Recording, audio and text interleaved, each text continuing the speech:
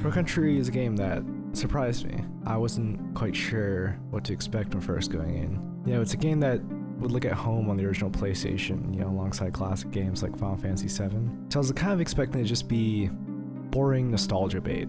If you told me this game released in, I don't know, like 1998, I probably would have believed you. I mean, looking at the Steam page, the May 2024 release date kind of looks like a mistake.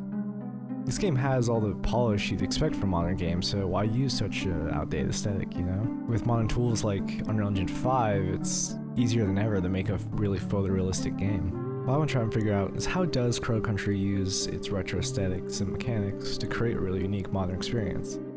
And if the point of retro influence is to create nostalgia, is it possible for me to feel nostalgia for an era I've never experienced?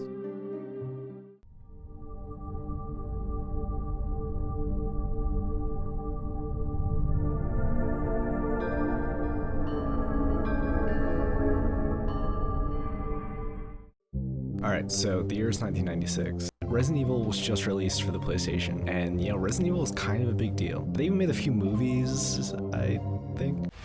Resident Evil. You're all going to die down here. It would go on not only to spawn a whole franchise of cult classic games, but also inspire a whole new genre, the survival horror.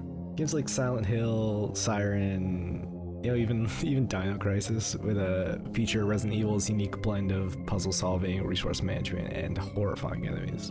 The classic survival horror genre was born on the original PlayStation, and its golden age lasted early into the PlayStation 2 era, but it kinda died in the later half of the console's life cycle. You see, with the release of Resident Evil 4, the series began to take a more action-oriented approach. Naturally, over time, the series kinda drifted away from its slower-paced roots. But man, there's just something about the atmospheric dread that these games were able to capture.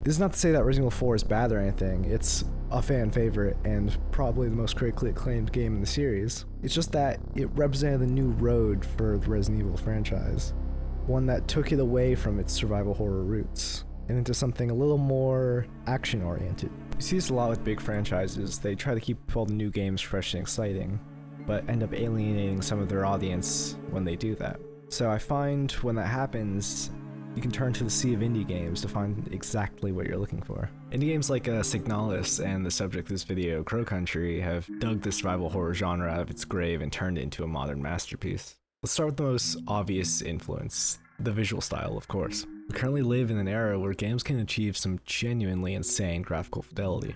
And if you ask some Twitter users, they'll say that better graphics equal better game. So why is it that Crow Country looks like this?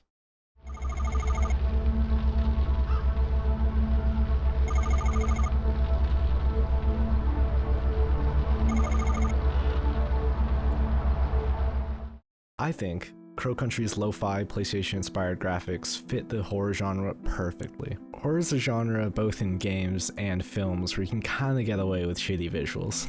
Often the lack of visual clarity helps sell the horror on screen, you know?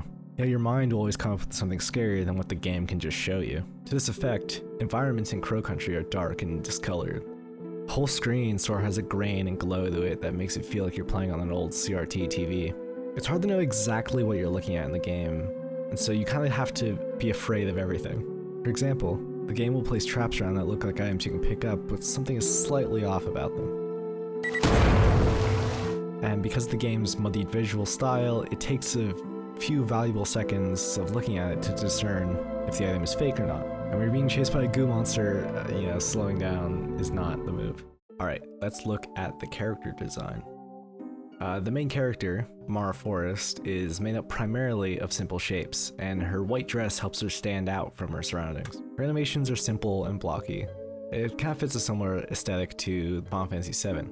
This contrasts perfectly with the bulbous, grotesque, and disproportionate monsters that you face in the game. Their movements are jittery and chaotic, From design alone, you can tell these creatures are mutated beyond recognition. They're nothing like Mara and the rest of the cast of characters. Aesthetically, they don't belong in this world. It reminds me of like Smiling Friends when a character shows up and they're clearly animated in a different style. You know, the game is leveraging its handcrafted lo-fi aesthetic to add to the horror. It creates a feeling of unease when everything lacks visual clarity and cohesion. But Crow Country isn't only visually inspired by PlayStation classics, but very mechanically inspired as well. Let's start with the most basic thing, just shooting the gun.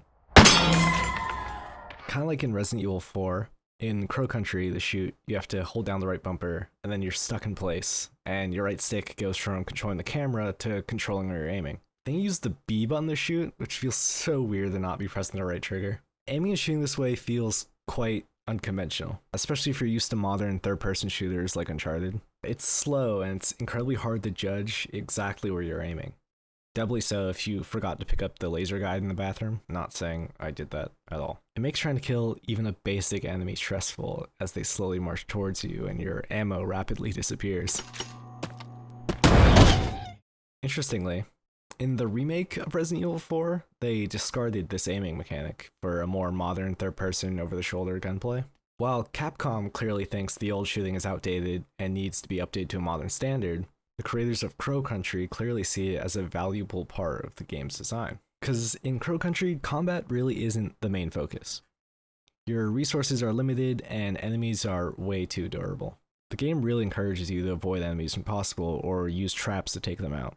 I really like the choice to rip this design straight out of Resident Evil. It makes every combat encounter feel stressful and you have to approach them strategically. You aren't some modern action hero that can take out a horde of goons with nothing but a pistol. You're a little girl in a haunted amusement park. Crow Country takes away another modern convenience in order to enhance its experience. There is no journal in Crow Country. When you obtain a new clue, a passcode, or some other piece of critical information, the game doesn't store it for you in some convenient bit of UI. You actually have to remember it. I'd recommend playing Crow Country with a notebook and pen by your side, but if you're Gen Z like me, your Notes app and camera roll work perfectly fine. Despite how annoying this idea was initially, it made the whole experience a lot more memorable to me. Instead of searching through endless tabs of some menu that I'll never read to find the one useful piece of information, I just looked at the picture of the passcode I took on my phone. It all felt a lot more tactile. I started to actually pay attention to the little notes left around. I found myself engaging with the game in a way that really no modern AAA game has made me. The game is a little forgiving though. In the safe rooms, you can find a book with all the notes you found in it, in case you forgot something. Something I love about this system is how it influences replayability. Because the passcodes and puzzle solutions are always the same when you replay the game, I can refer back to my notes and skip certain sections. It's knowledge-based progression. With no change to the game or hidden unlock, I now have an advantage on my subsequent playthroughs. It's a wonderful bit of design you can find in classic games like Myst or System Shock, but it's missing from a lot of modern titles in favor of convenience. Another classic convention that Crow Country ditches is the fixed camera angles found in the older Resident Evil games. It's a design choice that's been largely phased out in favor of a more comfortable follow cam third-person perspective. Alright, on to the big question I asked at the beginning of this video. Can you feel nostalgic for something you've never experienced? One of my favorite games of all time is Devil May Cry 3. I love that game, and I get all sorts of nostalgic feelings when playing it. But I don't get nostalgia for 2005 when the game came out. I was 3 years old, right? I get nostalgia for when I was in high school, and me and my best friend stayed up all night and beat the entire game. You know, it's a very special memory to me, and playing that game brings back those memories. So nostalgia is not really tied to the piece of art itself, it's tied to your memory of it. So someone that played Devil May Cry in 2005 experiences nostalgia for that game in a different way than I did. I think a lot of retro-inspired indie games really sell themselves on trying to make the player feel nostalgic. And if you aren't someone who grew up with that style of game, it just falls flat a little. I never grew up playing games like Resident Evil or Silent Hill, you know. I grew up playing Assassin's Creed, Uncharted, Battlefield, you know. Jesse Cox and the Scary Game Squad were my real first exposure to Resident Evil and the survival horror genre. So why is it that I really praise all these retro qualities of Crow Country if I never really grew up with them? It's pretty simple. I think nostalgia is just kind of overrated. I think there's more merit to borrowing ideas from past games than just nostalgia. I think a lot of people who talk about retro-inspired indie games do the game a disservice when they talk about how nostalgic it is. Something I really love is film photography. And I don't like film photography because it makes me think of like the 70s and 80s or 90s or whatever. I like film photography because I enjoy the way the photos look. I enjoy the warm glow they have, the way they feel more alive, you know? I savor all the little imperfections in the photos, and I just genuinely enjoy the process of taking photos on film. My love of film photography really has nothing to do with nostalgia.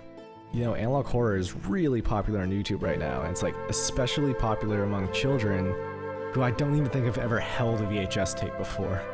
I really don't think nostalgia is the be-all end-all of retro inspiration. I think you can just find good qualities that you enjoy in retro art and want to replicate them in modern pieces. Crow Country's retro qualities are there to enhance the gameplay and to create the experience.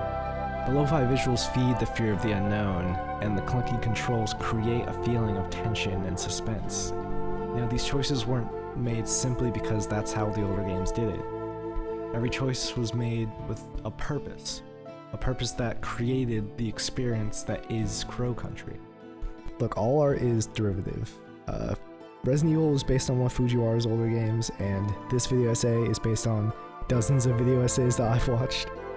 It's just sometimes the easiest way to start a new creative work is to just be inspired by the past. I think we live in an era where a lot of gamers are really chasing the newest, shiniest thing constantly, and are ignoring the rich history that gaming has. And I think if they took a second to look back into the past, they'd find a lot of gems back there. Gems that might inspire the future games that they want to see. Thanks for watching. I'm Rylar, and this has been The Style.